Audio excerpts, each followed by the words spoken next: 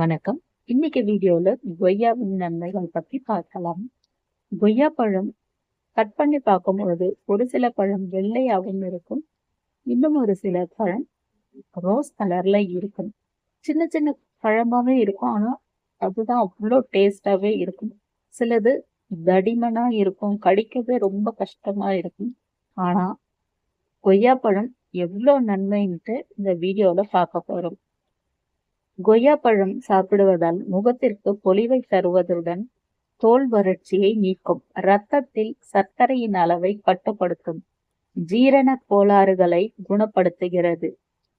கொய்யாவின் தோலில் தான் அதிக சத்துக்கள் உள்ளன.